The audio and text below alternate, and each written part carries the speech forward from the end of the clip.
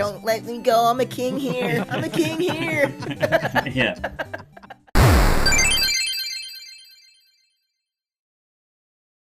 Hello there, everybody. Welcome once again to the Die or Pass Level podcast. We hope everyone's doing fine out there. Also, something I never do, which I'm going to do right now. If you're listening, make sure to like and subscribe and do all that stuff. I'll remind you guys at the end of the episode. But anywho, Bran Bran, how are you doing? Man, it is beaming out here. We are in a heat wave like I'm the sun from Super Mario 3. I like that. Is it actually that hot or is it Portland hot? High 80s? That's hot for even us cool Californians out here. With us today, we have my friend Ryan Cartwright. Ryan, say hi. Hello. So Ryan is a parent I met at the school our kids went to. He's also an actor. So Ryan, can you tell us a little bit about what you do, what you've worked on, and what you're working on? Hit us with that sweet IMDb credits.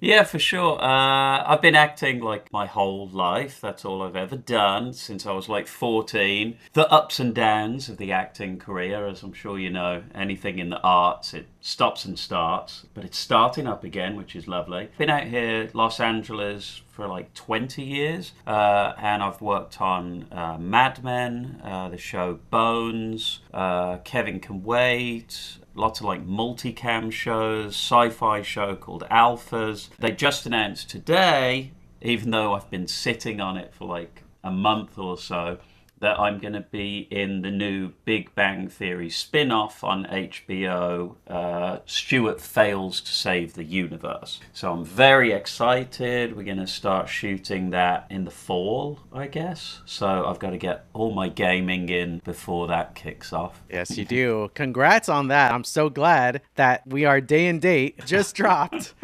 You heard it here on Dire Pass Level, folks. All right, so as you know, Ryan, I've talked to you a little bit about the podcast. Nostalgia-driven video gaming podcast. I'm going to hit you with one of the very first questions I like to ask our guests. What is your earliest gaming memory? Earliest gaming memory was my brother, who's a year older. He was the one who went hardcore immediately into games, and I would play with my action figures for like another probably 3 or 4 years. I'd have all the RoboCop figures and the He-Man figures, you know, every different variant, all attacking the Ghostbuster fire station while my brother video gamed. He started on like Atari first, ZX Spectrum, and it wasn't until he got the first Nintendo, the NES, that I started like putting my figures down and looking over and being like, oh, that actually looks like good fun. Mario Brothers 3, I remember, and Castlevania on the NES. I was like, all right, interested. But then I didn't enter this beautiful world really until I saw the commercial for Sega Genesis,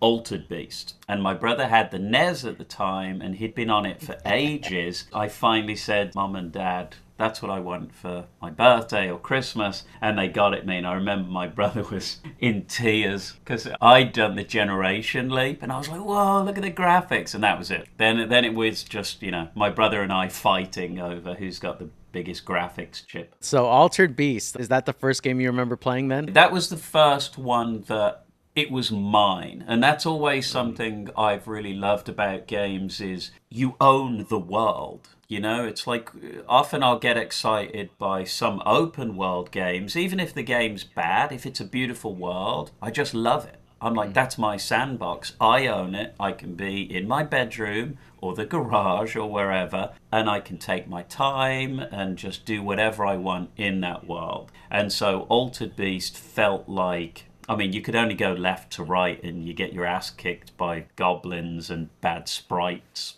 But yeah, it was that kind of possession of, oh, this is my little world and I can do whatever I want. So yeah, that was the first time the magic of video games really hit me. So paint the picture. You said you've been here for 20 years, so I'm guessing you were not in the States when this was all happening, right? Where were you? No. And what Birmingham, England. Peaky Blinders. Is video game culture similar in that time? What differences do you see? England, we would get everything later. You know, everything's kind of day to day now across the world. But back then, I remember, you know, especially around the Nintendo time and the Super Nintendo especially, you would hear a whisper in the breeze. You know, this was like pre-video game magazines. I don't even know how we got this information. And you'd hear, oh, there's going to be a new Nintendo. And so there was just a lot more excitement, I guess. It always felt a lot more of an achievement when you finally got your hands on something, as opposed to nowadays, it's pretty quick. We were always very jealous of Japan. Then America would get everything. Then it would arrive bruised and battered on the shores of jolly old England. Was there like a go-to retailer for your toys and video game needs that is different from ours? Was there a Toys R Us out there? Is there one? Yeah, Toys R Us was great, yeah, because that was, and it felt very American to British kids in that it was huge. Great big store. You could go in and play with all the toys and wreck everything, and they would have like the video game booths. They would have like the N64 one. But I also remember there was a store called Argos.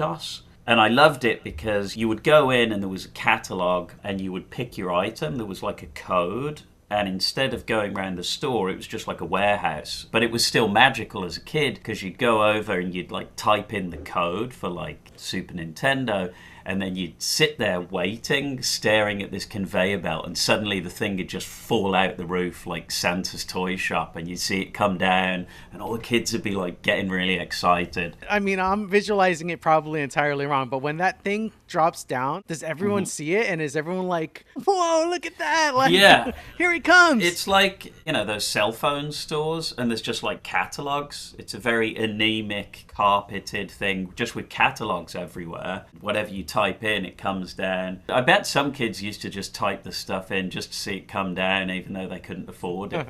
Like, it's in stock. But I mean, what are we talking? It was always Santa. It was always just asking mum and dad to talk to Santa, and then you'd wake up and it was under the tree, or in our house often it was in a trash bag at the bottom of your bed for some reason. Nice. I want to say that's when the veneer of Santa started to crumble, because like you get like the video games under the tree, you open, you're like, Santa's making Mega Man with the elves. Yeah. Something ain't adding up here, man. How to get his hands on this chipset? Yeah, I remember we used to love watching, there was a movie called Santa Claus the Movie with Dudley Moore, and it was a beautiful Santa Claus movie, and it felt like, oh, that's the real Santa Claus. But then when you'd see them making the toys in the toy shop, you'd always be like, what's this junk? There's no Super Nintendo. It was always wooden dolls, wooden tricycles. Yeah. That's not the real deal, man. So speaking on Christmas and Santa, I am curious. Not mom and dad. Yes! Not a sibling, not an aunt or uncle. What is the best video game related Christmas gift Santa had ever given you? I guess it was the crossover where I kind of knew my mum was getting it for me. I was like, yes, can you ask Santa, i.e. you? You know, it was just transactional. But it still had magic attached to it. You know, it still felt like a Santa thing. I think I told myself, I don't believe in Santa, but I still believe in the magic of Santa. And that's what helps Mommy get the gift. And that would have been the Donkey Kong crate Super Nintendo bundle. Oh, boy. Oh, man, I was so excited for that thing. Whatever they did with those graphics to, like, suddenly boost it on the Super Nintendo, that mapping, it just blew my mind. Because it was all rare, wasn't it, out of England? Yeah. And they did, like, Killer Instinct and whatever that technology was. It was great. No booster pack, nothing. Just, like, in the middle of the generation, suddenly here's a graphical leap. And, of course, those soundtracks, the Rare soundtrack, just insanely good. And all of a sudden you were like, oh, there's someone else that can make games as good as Nintendo. Because before that, we'd play other games, but we'd always say there was a Nintendo magic that would kick in. You know, once you'd leveled up a bit and you finally get in the groove of the game, that like flow state of the game, and we'd go into each other's bedroom and be like, I've reached the Nintendo magic point. It sucked me in. I mean, it's just another word for addiction, I guess. Do you guys remember getting the behind the scenes VHS tape? Oh, yeah. That came with the... Yeah, I used to watch that over and over and over again, being like, this is awesome. They should do this with every single game. The one Christmas, my brother and I both got them. There was one for the Sega Genesis and one for the Super Nintendo. The one that I got with the Genesis video had Streets of Rage 2 on it. Oh, boy. I can't think how many times I watched that. It's just like, what, 15-minute VHS? I just burned through that thing just watching it. Yeah. I only got one of those in my life. I'm so bummed out. Like, as a kid who was a frequent customer at these retailers, like, I would have loved to have received way more of these VHSs. But I remember getting one for Star Fox 64. The quality of the image started like deteriorating from how much we watched it. I think at the end they'd show a little reel of a bunch of games coming to Nintendo 64 in the future, and I just like, pause it, oh my god, 007, like, pause it, oh my gosh, Conquer. We talked about N64. I want to go back even further. You talked to me about Altered Beast, but how did you get your Sega Genesis? Was it a gift? I think it was a birthday. Everything else was paper round money, you know. It was Christmas or birthday, the parents would weave some magic. And I got it with Altered Beast. Obviously, Streets of Rage. It was when the video stores, you know, would rent the games out. So some of the games I think I owned, I just used to rent them for the weekend. Some of those games, I just really liked the idea of them and the artwork and the world. But as you know, with a lot of these games, they were unplayable. Like, there just wasn't... but like... Quackshot I loved because it was like Indiana Jones a bit, like all those different worlds and you could fly around in the airplane. Trying to remember Quackshot. I can't remember if it was like... Is it licensed? LucasArts. Oh, yeah, it is. It's Disney. Yeah, it's like Donald? It's Donald Duck, okay. yeah. Like, I thought so. He's got the fedora on and everything, right? Okay, yes. It was a really good adventure game where you could like go back and forth to the worlds, and that was really good fun. But yeah, I think it was so far back, and because I didn't have enough money for all those games, a lot of it was I would just buy the magazines, and I felt like I owned the games because I had the system. You know, I was just window shopping for a lot of the time. Like, I loved the idea of the Tasmanian Devil game. And I remember reading about it for ages. And I think I rented it one weekend. I was like, oh, this is jank. You can't even play it. It's terrible. It's the one where you're just running around and your goal is to eat kiwis on the side of the road. It's a race against time. And you're just eating kiwis on the side of the road as you go down this like endless sprawling highway in Tasmania, I guess, right? That game is so bad. Yeah, it's such a shame those like the bait and switch. I mean, I'm sure you probably talked about like those Home Alone. I know they have like, you know, a short time to develop them, and the movie makers are like, well, look, this is the license. You've got 3 months to make this game. But then you're in the game and it's like cupboards are attacking you and stuff. You're like, that's got nothing. That's not the magic of Home Alone 2. Like, what? That's one I rented for sure and was very disappointed by. Another one that was a rental that felt like it was going to be fun and then had that same Tasmanian Devil jank was Roadrunner versus Wile E. Coyote. Do you guys remember that one? No. Yeah. You're the Roadrunner, Wile E. Coyote's chasing you, different scenarios, different ways to trap them, but the camera is just so zoomed in on the Roadrunner. You can't see what's ahead of you, what's behind you. The controls aren't anywhere near tight. I get the part where it's a Roadrunner and maybe it's really fast and you're not supposed to be fully in control of it, but it was absurd. We could probably do a whole episode just on like IP and like what worked, what didn't. One of my favorite ones, shockers, was did you guys ever do Hook for the SNES? That game was sick. That game was so good. It had no business being that good. Good one. Yeah, it was a great game. I remember the graphic of the main character looked very kind of Disneyfied and cool with his little green costume and stuff. I remember I played maybe a month's worth of that game, only thinking that Peter Pan could hover. But then if you hold Y, he can like break out into like a full speed flight. And that was a game changer. I was like, wait, all this time I could like zoom around? I finished Wind Waker. Once I finished it, I learned there was a new move I could do. Blew my mind that I'd spent the whole game not knowing that. What move was it? It was like a spin attack. It was... I'd have to go back. It was like kind of like an elaborate spin attack. It's like the forward hop where you like slash over their head and like flip over them? Come on, bro. Hey man. You're making me wonder if I missed this move in my many playthroughs of Wind Waker. It's a weird one. Nothing's jumping at me, so it's very possible that me and Brandon also spent our time playing Wind Waker not knowing about this move. All the Zelda games. Loved all of them. That was like Ocarina of Time, Link to the Past, but obviously Ocarina of Time. I'm sure that's like a gold standard. My lord, that thing. Once again, it was a world.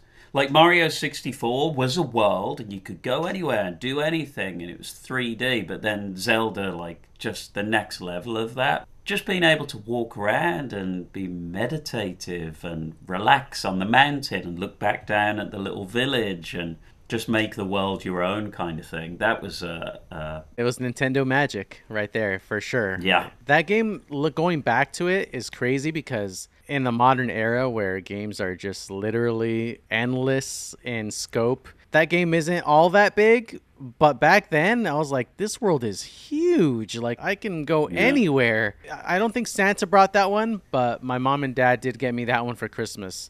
And I remember opening it up and not going to sleep till like 3, 4 in the morning, just stuck on that game. I could not believe the fact that I could jump through the spider web inside of the Deku Tree. That part to me was the biggest mind-blowing moment.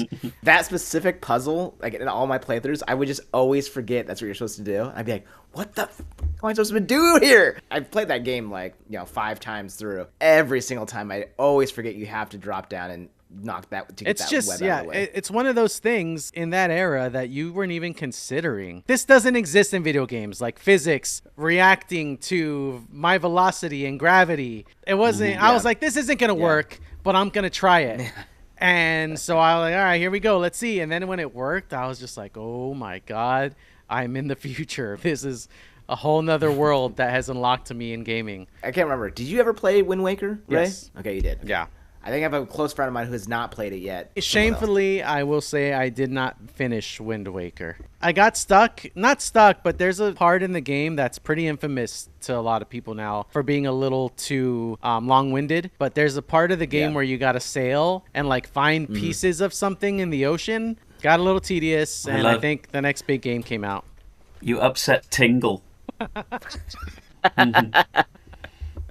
do anything. Did they ever bring Tingle back? Yeah, I think did they ever bring Tingle back for stuff?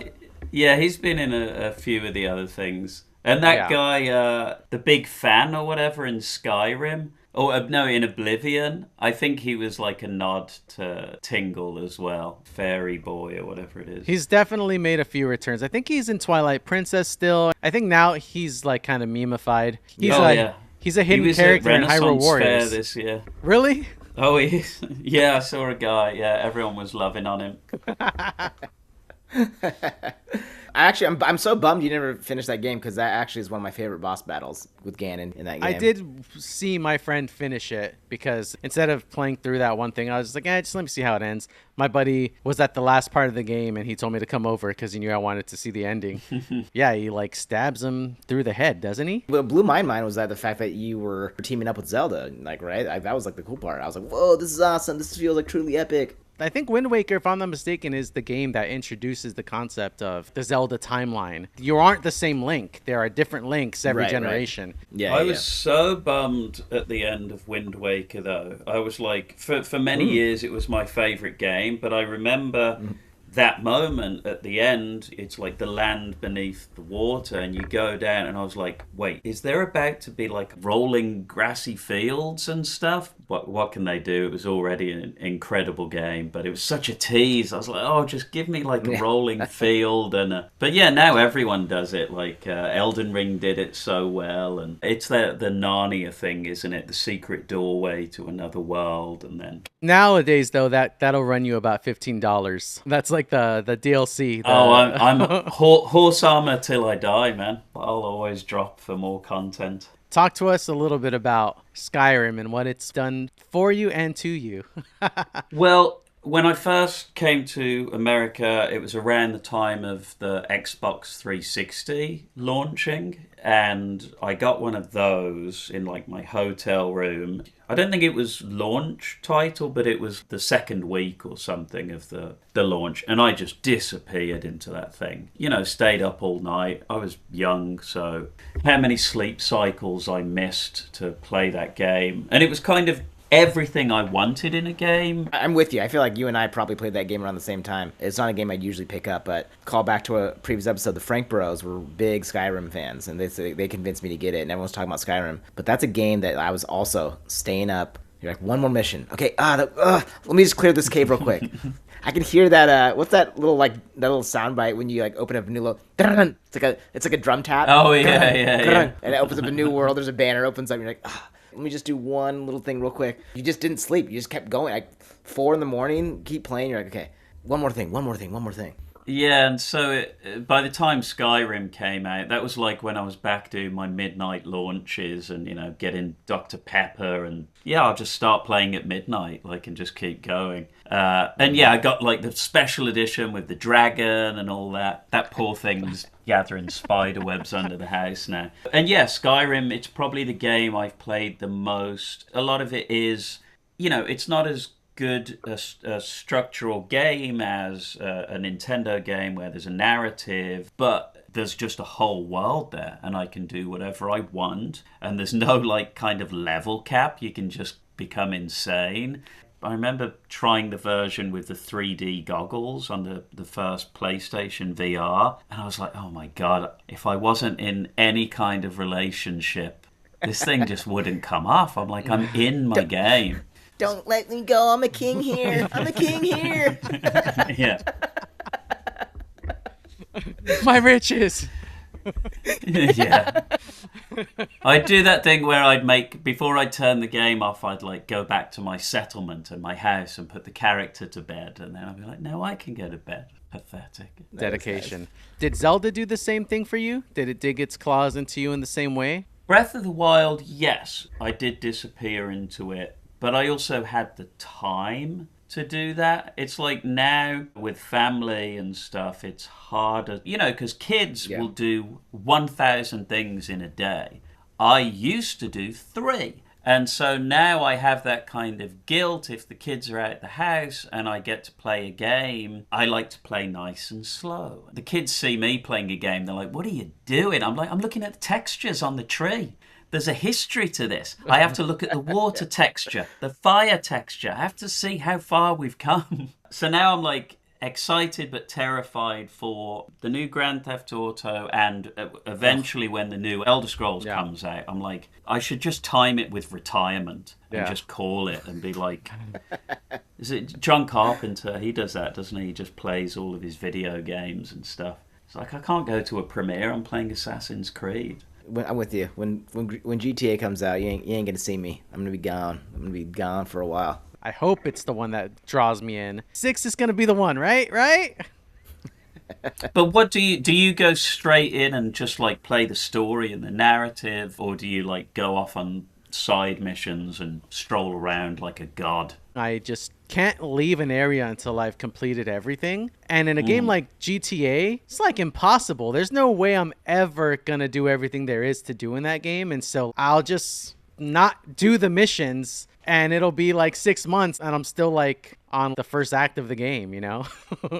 You definitely need a different psychological approach to different games. I think more as an adult, like say Death Stranding, that's not a game you rush. It's like you just walk along, you plod along. You have to like lean back into it and stuff. You can't be tapping your foot going, oh, well, when's the next goal? Where's the next power up? Yeah, it's good like that. You have to have different approaches to different games, I guess. That's a great piece of advice, honestly, because certain games I think I just wean off of because I wasn't able to adjust to the speed it was at, you know? It's not you, it's me. Yeah.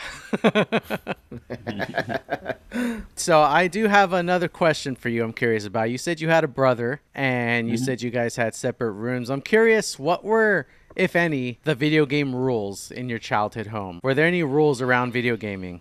No, I mean, our parents were pretty much, we could just play them. If I was ever told that's enough, it would have been when I was forming no memories. We were pretty much allowed to do whatever we wanted. It was that, or it was just me like running around the streets. You know, kind of grew up just with my mom watching us. So she was like, yeah, if you want to play the games or just roam the streets, they're both open to you. Maybe that's why I love open world games so much. It's the best of both worlds. Yeah. Ryan, I have another question for you. Please. Actually, this one would be interesting because I wonder if it'll differ from what I've heard from other people. It's Friday. The weekend's coming up.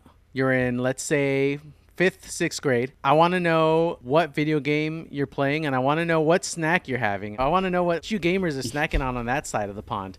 Well, a peak period would probably be similar to America, and it was because it kind of came later. GoldenEye was around the same time that we finally got more than 4 channels on the TV.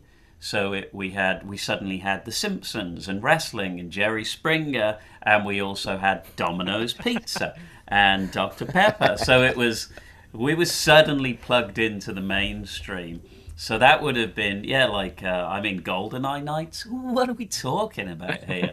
It was, just GoldenEye, maybe dipping into Diddy Kong racing. And like the previous game nights before that would have all been around like Street Fighter 2, Street Fighter 2 Turbo, until it got too aggressive and we'd have to take it out onto the streets and stuff.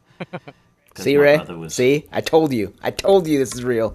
Yeah, Brandon has a similar relationship with his brother who would not let him get in on him via sonic booms and flash kicks. It just gets too heated, man. It just gets way too heated, way too much trash talk. It wasn't amicable. This is the knockdown, drag out, bro. Yeah, man, a lot of GoldenEye parties. A lot of birthday parties I went to, a lot of after-school things where it was a lot of GoldenEye, a lot of...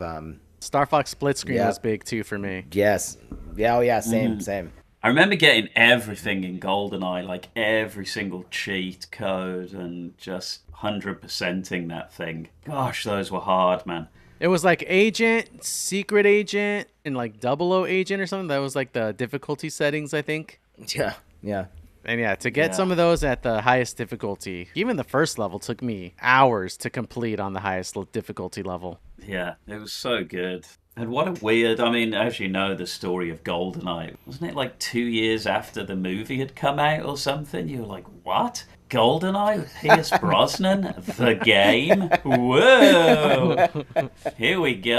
And then it was just the best thing on earth. I guess that's a rare example of like a game developer taking their time and not being pressured to release in tandem with a movie's release date, right? Like kind of a philosophy of games. One of the reasons I still love the medium when it's done really well. Like remembering Donkey Kong Country where if you run backwards, there's something for you there. And it's that whole idea, and Nintendo are like the best people at that, where it's like if you climb the mountain, they're going to put something there for you. And it's that sense of love where they're like, no, we know you're going to go there. The developer has been where you've adventured and is leaving you like a little cookie. And when you play some games and they don't do that, and they don't give you the option, or you do something hard and there's no reward, you've missed that loving connection. And so I do love, a lot of the time, it is with Nintendo games. Even the new Donkey Kong, you start smashing everything. Especially the new Donkey Kong. Yeah, they just keep giving you little treats along the way. Like anything you can think of doing, they've thought through it with you. And yeah, there's bananas there and cookies and creams and da-da-da. I think starting with Breath of the Wild, I feel like they've really reinvigorated a lot of their franchises with this new kind of gameplay loop of go anywhere, there's something there for you, and halfway to reaching that thing, guess what? You're going to see something else off in the distance. In Donkey Kong, it's beyond, because it's not just what you can see, like, oh no, let me break the ground below me and make sure there isn't something down there, and like, oh, there's a mountain, I bet there's something inside of it, not just behind it, not just on top of it. You can go inside the mountain and see if there's like some oasis hidden inside of it. It's nuts. Yeah, I wanted to read more of, because there's all those articles and interviews with like the older Nintendo developers, and they're like, that's one of the reasons the company's so good is all the people that have been working there forever are still there, and they're guiding the new people. There's not this crazy turnaround there are at other studios. I remember Miyamoto back in the day would be like, oh, it's like 70-40, like should be surprises and secrets. It shouldn't all be handed. And then there was some article I need to read about Breath of the Wild, where one of the older developers was saying to the other middle-aged guys, there should always be like a triangle, a square, and a circle on the screen. And they're like, well, what's that? And they're like, well, there should always be a point in the distance that you're like, I'm going to go there. But then there should be something blocking your view, and as you walk around that, something else appears. So there's that constant, like, I mean, it's kind of like gambling 101 kind of addiction. Totally. Yeah, I think Donkey Kong Bonanza might be the closest thing, for better or worse, to like being on social media. That's constant loop of like, I can keep going, I'm gonna keep going, let me just do this, okay, and let me do that, and you just all of a sudden it's 3 a.m. you're like, oh crap, what's become of Carpal tunnel be damned. All right, so Brandon, I know you got a hard out in about 2 minutes. Can we do some quick fire? Sure. All right, so Ryan, being that you're an actor, I just want you to give me a 1 through 10 on some of these video game movies. Give me your power rankings for video game movies. Here we go. We'll start with a very popular, famous one, the Super Mario Brothers 1993. I mean, I liked it. I was the age where I was like, yeah, that's cool. Bob Hoskins. It was wacky, and it had Dennis Hopper, and yeah, I kind of liked it as a kid. Looking back now, it's nothing like... It's like David Lynch directed Mario Brothers or something. It's freaky. Yeah. But yeah, that's fine. I'll take it. All right. The Resident Evil franchise. Those are fun, but I don't like zombies that run. You know, I'm a Dawn of the Dead kind of guy. I like my zombies nice and slow, and... Yeah, I would have preferred like a zombies in the house, or it should feel more almost like an existential threat. I'm with you. I didn't actually watch those movies because the advertisement showed it not in a haunted house, and I was like, I'm out. That's not Resident Evil. It's got to be in an old house, man. Give me a mall or a dilapidated city. It's fine, but I just don't... It's action and zombies is a bit weird for me. I like nice and slow, you know... You're safe until there's like 5 of them in the one room, and you're like, Yep, that's fair. Jake Gyllenhaal as the Prince of Persia. Yep.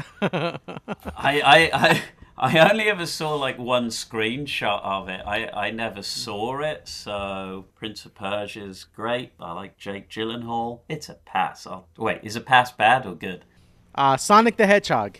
Oh yeah, they're good fun. It's so nice seeing Jim Carrey come back, you know. Sonic was my first love before Mario. Those were the arguments with my brother until I jumped ship. So yeah, they're great. Detective Pikachu.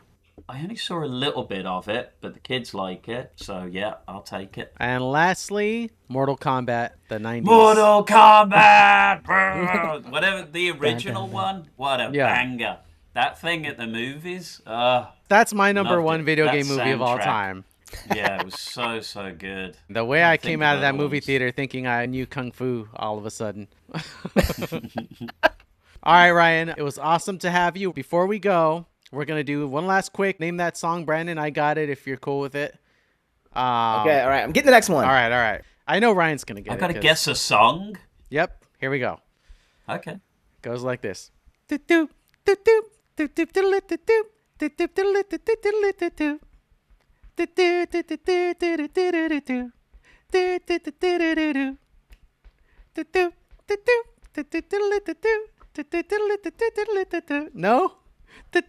don't know it. Sounds like a Mario. I don't know. I don't know it either. Diddy Kong Racing. Diddy Kong Racing. Oh, right. It was right there for you, Ryan. That's great. Oh, I love that as well. Whenever your cursor hovered on a different character, the song would change. Yeah. Now it's in my head. Ryan, is there anything you'd like to shout out? No, nothing to shout out. I'm going to do this new job it'll be HBO Warner Brothers. It's going to be like lots of graphics and stuff, so I don't know how long that'll take to do. We'll be performing comedy, single cam, but then they're gonna add all these crazy cutting edge graphic things, so I'll be acting against, tennis balls and stuff for a bit. That'll be next year. And then, I don't know, I'm on Instagram and the usual, but I just post pictures of books unless I'm working. Maybe I should start posting video games and get all them freebies. Have Santa come down the mailbox every day. Do me a favor and send some our way. Bye, Ryan. It was awesome talking to you. Bye. It's Thanks. fun. There's so many video games. My gosh. There's too many. It's like impossible to cover everything with the time we have, but I really appreciate you coming on. All right, buddy. Well, thank you so much. That was super fun. Yeah, man. Thanks for coming on. Hey, everybody. It's Ray here. Just wanted to thank you for tuning into the Dire Pass Level podcast. If you want to hang out and join us for the next episode, make sure to like and subscribe. That way you're notified when our next episode releases. If you really, really, really liked it, you'd do us a solid if you left us a review. Reviews are a great way to spread the word about our podcast, and the more gamers to share these stories with, the better. All right, we'll see you next week. Have a good one. There we go.